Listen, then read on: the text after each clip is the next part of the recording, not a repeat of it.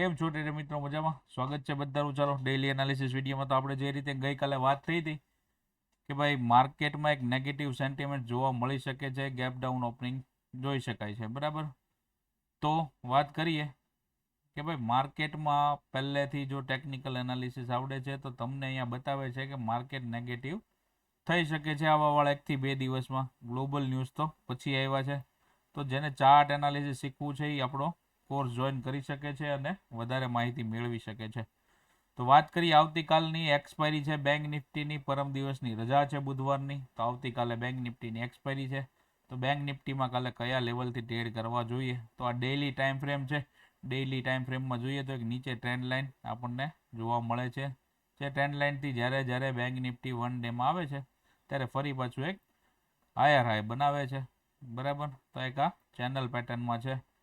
ફરી પાછું અહીંયા હાઈ બનાવી અને અહીંયા નીચે સપોર્ટ બનાવી શકે છે. તો આ ડેઇલી ટાઈમ ફ્રેમની વાત થઈ ગઈ. આપણે 15 મિનિટમાં જઈએ અને વાત કરીએ કે આવતીકાલ માટે આપણે કયા લેવલથી ટ્રેડ કરવા જોઈએ.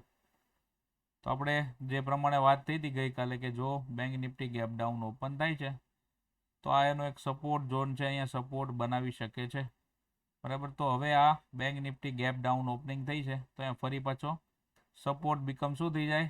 રેઝિસ્ટન્સ બની ગયો. તો અહીંયા ઉપર જઈ અને નીચેની મોમેન્ટમ કરી ફરી પાછું એક રિટ્રેસમેન્ટ કરી અને અહીંયા કન્સોલિડેટ કર્યું આ ઝોનમાં, બરાબર. જે રીતે આપણે ચાર્ટ અપડેટ કરીએ છીએ ટેલિગ્રામમાં, લાઈવ જોડાયેલો ન હોય તો જોડાઈ જજો.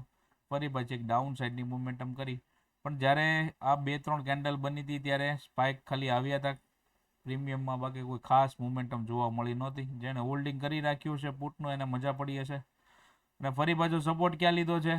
બરાબર. તો જ્યારે અહીંયા પહેલાં લીધો હતો ત્યાંથી એક મોમેન્ટમ અપસાઇડની કરી હતી માર્કેટે, ફરી પાછું ત્યાંને ત્યાં સપોર્ટ બનાવ્યો છે. હવે આવતીકાલે વાત કરીએ કે માર્કેટના સેન્ટિમેન્ટ છે નેગેટિવ. તો માર્કેટનું ક્લોઝિંગ આવ્યું છે નેગેટિવ. તો હવે માર્કેટને ક્યાં ઓપન થવાના ચાન્સ છે? તો કે માર્કેટને ગેપ ડાઉન ઓપન થવાના ચાન્સીસ છે. તો માર્કેટ ગેપ ડાઉન ઓપનિંગ થાય છે તો આપણે શું કરવું જોઈએ એક્સપાયરીમાં? તો કે ભાઈ માર્કેટ જો ગેપ ડાઉન ઓપન થાય છે અને આ 700 થી 500 પોઈન્ટની જે રેન્જ છે, બરાબર. તો અહીંયા જે આ કન્સોલિડેટ કર્યું હતું ને આ જગ્યાએ, તો આ જગ્યાએ ફરી પાછું જો માર્કેટ અહીંયા ઓપન થાય છે અને અહીંયા હોલ્ડ કરે છે, આવી કોઈ રેન્જ બનાવે છે તો એક નીચેની સાઈડ પાછું કન્ટિન્યુ જોવા મળી શકે છે. તો પહેલું લેવલ એનું શું આવશે? 47,300.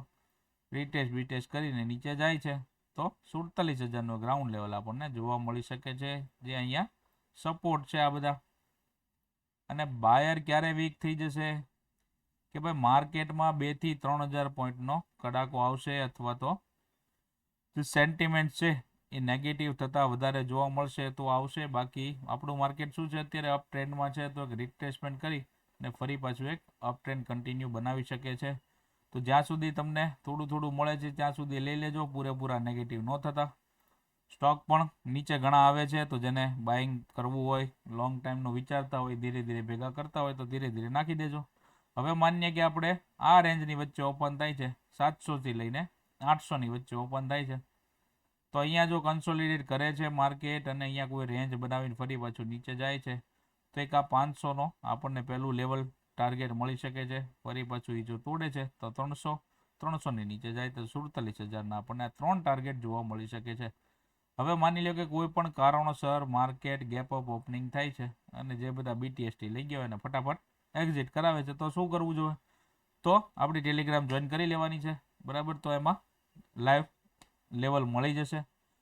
ચાલો મિત્રો, આવજો. આવતીકાલ માટે ધ્યાન રાખજો અને વિડીયો ગમતો હોય તો લાઈક કરજો, તમારા મિત્રો સાથે શેર કરજો. ચાલો મળીએ છીએ આવતા વિડીયોમાં. આવજો. આભાર.